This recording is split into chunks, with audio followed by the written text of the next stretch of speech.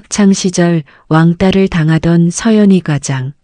30년 만에 열리는 중학교 동창회에서 무슨 일이 벌어질까요?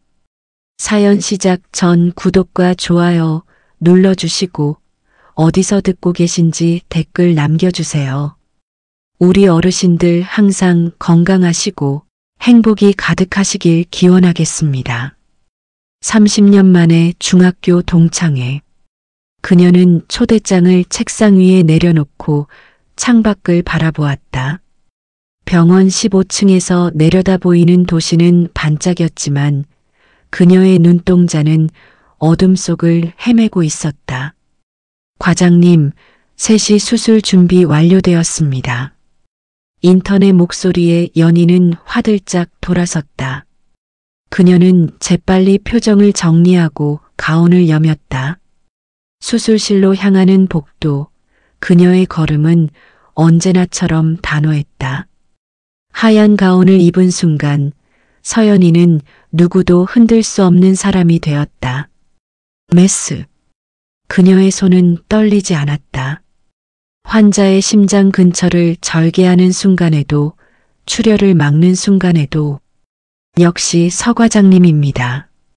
탈의실에서 가운을 벗으며 연희는 거울 속 자신을 마주했다.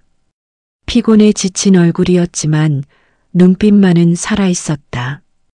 그런데 책상 위의 초대장이 다시 눈에 들어왔다. 그날 저녁 집으로 돌아온 연희는 딸 지수와 마주 앉았다. 엄마, 또 수술했어? 얼굴이 피곤해 보여. 25살 지수는 직장에서 돌아와 피자를 데우고 있었다. 응. 오늘 고비였던 환자 살렸어. 대단해, 우리 엄마. 그나저나 이거 뭐야? 지수가 식탁 위에 놓인 초대장을 집어들었다. 동창회? 와, 가야지 당연히. 성공한 의사가 됐는데 뭐. 연희는 입술을 깨물었다. 지수는 몰랐다. 수술실에서 당당한 이 엄마가 중학교 시절엔 매일 복도 구석에서 도시락을 먹었다는 것을, 체육복이 낡았다고, 가방이 싸 보인다고, 말투가 촌스럽다고 놀림받았다는 것을. 지수야. 응? 엄마가 학교 다닐 때 좀 힘들었어. 지수의 손이 멈췄다. 연희는 처음으로 딸에게 과거를 이야기했다. 급식비를 못 내서 선생님께 혼났던 일, 생일 파티에 초대받지 못했던 일, 너네 집 냄새 난다는 말을 들었던 일. 지수의 눈가가 붉어졌다. 엄마, 그런 일이. 괜찮아. 다 지난 일이야. 그래서 엄마가 더 열심히 공부했던 거고. 그럼 더 가야 하는 거 아니야? 엄마가 얼마나 멋진 사람이 됐는지 보여줘야지. 연희는 웃었지만 가슴 한편이 무거웠다. 보여주는 것이 중요한가? 아니면 그저 과거와 화해하는 것이 중요한가? 동창회 당일 아침 연희는 새벽 5시에 눈을 떴다. 잠을 설쳤다. 꿈속에서 중학교 복도를 걷고 있었는데 사람들이 자꾸만 뒤에서 속닥거렸다. 옷장 앞에 선 연희는 한참을 망설였다. 클로젯에는 값비싼 옷들이 걸려 있었다. 명품 브랜드 가방도 서너 개 있었다. 하지만 그녀는 그것들이 낯설었다. 환자를 만날 때 입는 단정한 블라우스와 슬랙스가 훨씬 편했다. 이상하네. 나는 매일 생사의 기로에서 결정을 내리는데 왜 옷 하나 고르는 게 이렇게 어렵지? 결국 그녀는 심플한 베이지색 원피스를 골랐다. 화장도 평소처럼 가볍게만 했다. 거울을 보며 중얼거렸다. 나는 나야. 과장하지 말자. 하지만 현관을 나서는 순간 심장이 두근거렸다. 손바닥에 땀이 났다. 이런 느낌은 첫 수술을 집도하던 날 이후 처음이었다. 택시 안에서 연희는 핸드폰을 꺼내 들었다. SNS를 거의 하지 않는 그녀였지만 문득 궁금해졌다. 그 아이들은 지금 어떻게 살고 있을까? 검색창에 이름을 쳐보았다. 김민지, 이소희, 박다은. 당시 그녀를 가장 괴롭혔던 3명이었다. SNS에는 화려한 사진들이 가득했다. 해외여행, 명품 가방, 레스토랑 인증샷. 다들 잘 사는구나. 묘한 감정이 밀려왔다. 부러움도 아니고 질투도 아니었다. 그저 공허함이었다. 행사장은 고급 호텔 연회장이었다. 샹들리에가 반짝이고 테이블마다 꽃이 장식되어 있었다.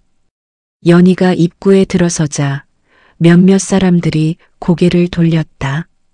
저기 누구지? 모르겠는데.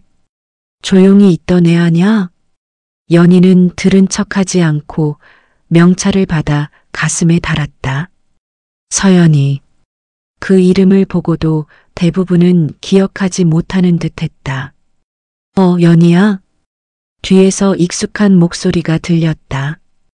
돌아보니 정수진이었다. 수진은 30년 전과 달라지지 않은 따뜻한 미소를 짓고 있었다. 수진아. 두 사람은 반갑게 포옹했다. 수진은 중학교 시절 유일하게 연희에게 도시락을 나눠 먹자고 했던 아이였다. 다른 아이들이 무시할 때도 말을 걸어주었던. 너 정말 안 변했다. 아직도 그 차분한 느낌 그대로네. 너도 아직도 따뜻해 보여. 수지는 연희의 손을 잡으며 속삭였다. 오늘 좀 긴장되지? 나도 그래. 솔직히 여기 오는 게 좀 부담스러웠어. 너도? 응. 나도 그때 좀 힘들었거든. 너만큼은 아니었지만. 두 사람은 자리에 앉았다. 테이블에는 이미 몇 명이 앉아 있었다. 그 중에는 김민지도 있었다. 어머, 서연이? 진짜 오래됐다. 민지의 목소리는 과장되게 밝았다. 하지만 연희는 알 수 있었다. 그 눈빛에는 진심이 없다는 것을. 그래, 오래됐어. 너 뭐해? 결혼은 했어? 아니, 혼자 살아. 딸 하나 있고. 어머, 이혼했어? 힘들었겠다. 민지의 말투에는 동정이 아닌 우월감이 배어 있었다. 연희는 대답하지 않았다. 곧 음식이 나오고 사람들은 각자의 이야기를 하기 시작했다. 대부분은 자신의 성공담이었다. 누구는 사업으로 대박을 쳤고, 누구는 자녀가 명문대에 갔고, 누구는 해외에 집을 샀다고. 연희야, 너는 뭐 하는데? 박다은이 물었다. 테이블의 시선이 일제히 연희에게 쏠렸다. 그냥 회사 다녀. 연희는 일부러 모호하게 답했다. 수진이 옆에서 걱정스러운 눈빛으로 쳐다봤지만 연희는 괜찮다는 듯 미소 지었다. 회사? 어느 회사? 병원. 아, 병원 행정직? 간호사? 비슷해. 민지가 피식 웃었다. 그래도 안정적이네. 요즘 취업 어려운데. 근데 너 옷 되게 소박하다. 요즘 유행하는 브랜드 같은 거 안 입어? 연희는 잠시 입술을 깨물었다. 그 순간 수진이 끼어들었다. 민지야, 옷이 뭐가 중요해? 사람이 중요하지. 에이, 나 그런 뜻으로 한 말 아니야. 그냥 요즘 다들 SNS도 하고 그러잖아. 연희는 아직도 그런 거 안 하니까 신기해서. 연희는 숨을 깊이 들이마셨다. 참아야 했다. 여기서 감정을 드러내면 그들이 원하는 대로 되는 것이었다. 식사가 끝날 무렵 이소희가 와인을 따르다가 실수로 연희의 원피스에 와인을 쏟았다. 어머, 미안해. 내가 실수했네. 하지만 그녀의 얼굴에는 미안함이 없었다. 오히려 약간의 만족감이 떠올라 있었다. 연희는 냅킨으로 옷을 닦으며 말했다. 괜찮아. 실수는 누구나 하니까. 수진이 재빨리 물티슈를 건네며 속삭였다. 연희야, 저 사람들 원래 저래. 신경 쓰지 마. 응, 나 괜찮아. 하지만 테이블의 공기는 차가워졌다. 몇몇은 불편한 듯 고개를 돌렸고 몇몇은 재미있다는 듯 지켜보고 있었다. 디저트가 나오고 사회자가 단상에 올랐다. 자, 이제 우리 동창들의 근황을 하나씩 소개해 볼까요? 다들 준비되셨죠? 사람들이 박수를 쳤다. 사회자는 명단을 보며 한 명씩 호명했다. 김민지 동창, 패션 사업으로 성공하셨다죠? 민지가 일어나 인사했다. 사람들이 환호했다. 박다은 동창, 부동산 투자로 대박 나셨다면서요? 다은도 우쭐하며 일어났다. 그렇게 몇 명이 소개된 후 사회자가 명단을 보다가 놀란 표정을 지었다. 잠깐만요. 여기 이분 맞나요? 사회자가 연희를 쳐다봤다. 서연희 동창님 혹시 세종병원 흉부외과 과장 맞으신가요? 순간 홀 안이 조용해졌다. 사람들이 하나둘씩 연희를 쳐다보기 시작했다. 네, 맞습니다. 연희가 조용히 대답했다. 세종병원이요? 그 유명한 대학병원? 네. 흉부외과 과장이라고요? 그럼 의사세요? 네. 홀 안이 술렁이기 시작했다. 민지와 다은의 얼굴이 창백해졌다. 아까까지 연희를 무시하던 사람들이 모두 당황한 표정으로 그녀를 쳐다보았다. 사회자가 흥분한 목소리로 말했다. 여러분, 우리 동창 중에 이렇게 대단한 분이 계셨습니다. 서연희 과장님, 한 말씀 해주시겠어요? 사람들이 박수를 쳤다. 하지만 그 박수는 진심이 아니었다. 당황함과 부끄러움이 섞인 소리였다. 연희는 천천히 일어났다. 그녀는 떨리지 않았다.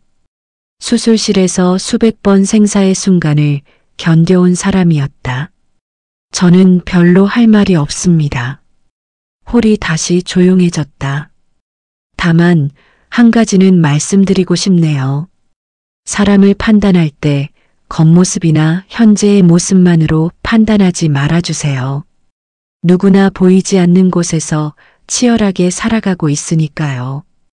연희는 잠시 숨을 고른 후 계속 말했다. 30년 전 저는 여기 계신 많은 분들에게 무시당했습니다. 가난하다고, 조용하다고, 촌스럽다고. 그때 저는 많이 아팠습니다. 민지가 고개를 숙였다. 다은은 손을 떨고 있었다. 하지만 그 아픔이 저를 여기까지 오게 했습니다. 저는 증명하고 싶었어요. 제가 가치 있는 사람이라는 것을. 그래서 매일 밤 공부했고 의대에 갔고 의사가 됐습니다. 수진이 눈물을 닦았다. 오늘 이 자리에 온 것은 여러분께 제 성공을 자랑하기 위해서가 아닙니다. 그냥 저 자신과 화해하기 위해서였어요. 과거의 저를 용서하고 지금의 저를 인정하기 위해서. 연희는 와인 얼룩이 진 원피스를 내려다보며 말했다. 옷이 더럽혀졌지만 괜찮습니다. 제 가치는 옷에 있지 않으니까요. 제 가치는 제가 살아온 삶, 제가 구한 생명들, 그리고 제가 딸에게 보여준 모습에 있습니다. 홀 안이 숙연해졌다. 몇몇은 고개를 숙였고 몇몇은 눈물을 흘렸다. 연희는 자리에 앉으며 수진의 손을 잡았다. 수진이 속삭였다. 잘했어, 연희야. 정말 잘했어. 동창회가 끝난 후 민지와 다은이 연희에게 다가왔다. 연희야, 저기 미안해. 민지의 목소리는 떨리고 있었다. 우리가 정말 어렸을 때 모르고 그랬어. 지금 생각하면 정말 부끄럽고. 연희는 그들을 바라보았다. 그들의 사과가 진심인지 아닌지는 중요하지 않았다. 중요한 것은 연희 자신이 이제 그들을 용서할 준비가 되었다는 것이었다. 괜찮아. 다 지난 일이야. 정말 미안해. 내가 이렇게 대단한 사람이 될 줄 몰랐어. 연희는 고개를 저었다. 내가 대단해서 사과하는 거면 그건 진짜 사과가 아니야. 내가 평범한 사람이었어도 너희는 사과했어야 해. 민지와 다은은 아무 말도 하지 못했다. 하지만 나도 배웠어. 용서는 상대를 위한 게 아니라 나 자신을 위한 거라는 걸. 그래서 너희를 용서할게. 두 사람은 눈물을 글썽이며 고개를 숙였다. 며칠 후 연희는 병원에서 일상으로 돌아왔다. 그런데 우연히 환자 기록을 검토하던 중 이상한 점을 발견했다. 한 환자가 필요하지 않은 고가의 시술을 여러 차례 받은 기록이 있었다. 담당 의사의 이름을 확인해 보니 낯익은 이름이었다. 동창회에서 만난 사람 중 한 명의 남편이었다. 연희는 고민에 빠졌다. 이것을 조사하면 그 가족이 큰 피해를 입을 것이었다. 하지만 환자의 안전과 의료 윤리를 생각하면 그냥 넘어갈 수 없었다. 그날 저녁 연희는 수진에게 전화를 걸었다. 수진아, 상담 좀 하고 싶어? 무슨 일이야? 연희는 상황을 설명했다. 수진은 한참 생각하다가 말했다. 연희야, 내가 뭘 선택하든 난 응원할게. 하지만 한 가지는 확실해. 너는 의사야. 환자를 지키는 게 내 일이지. 그런데 그 사람 가족이, 그건 그 사람이 책임져야 할 일이야. 내가 잘못한 게 아니잖아. 연희는 깊은 한숨을 쉬었다. 알아. 그냥 복잡하네. 복잡한 게 당연하지. 그게 사람 사는 거야. 다음 날 연희는 병원윤리위원회에 정식으로 보고했다. 개인 감정을 배제하고 오직 환자의 안전과 의료윤리에 따라 결정한 것이었다.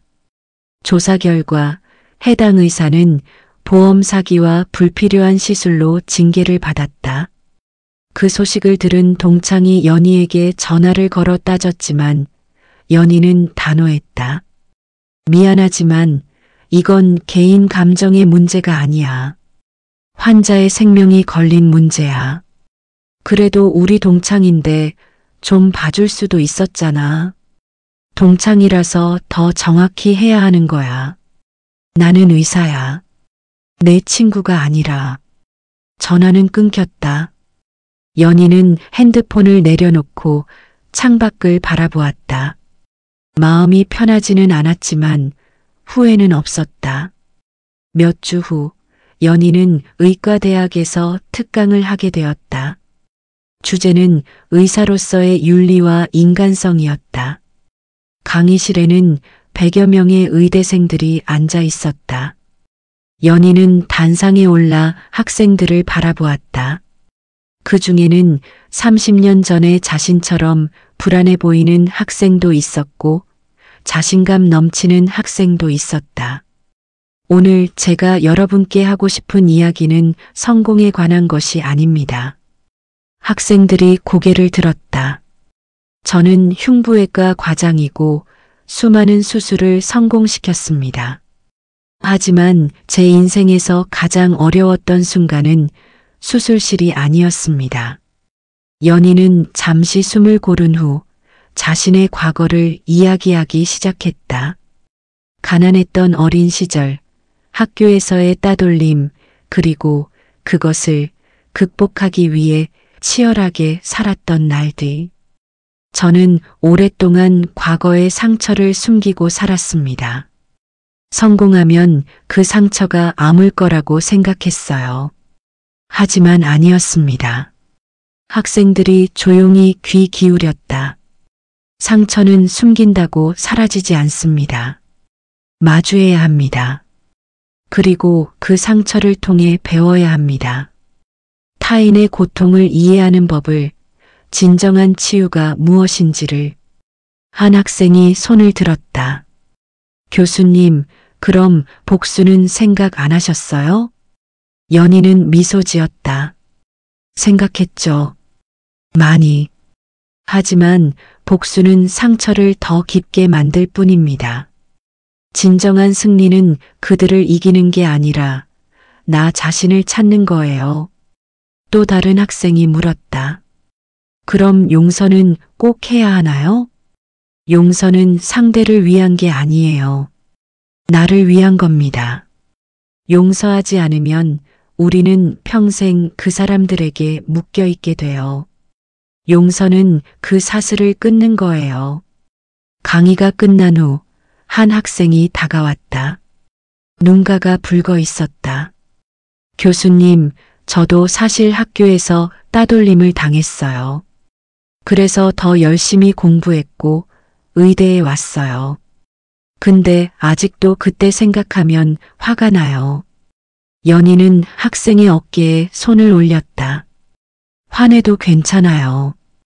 그게 자연스러운 감정이에요. 하지만 그 감정에 갇히지는 마세요. 당신은 이미 충분히 대단한 사람이에요. 학생이 눈물을 닦으며 고개를 숙였다. 감사합니다, 교수님. 그날 저녁 연희는 집으로 돌아와 지수와 함께 저녁을 먹었다.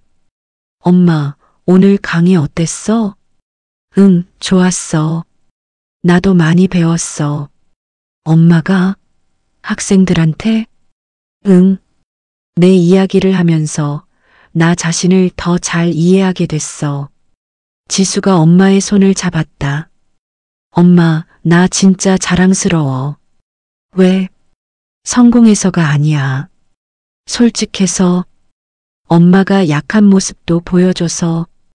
연희의 눈가가 뜨거워졌다.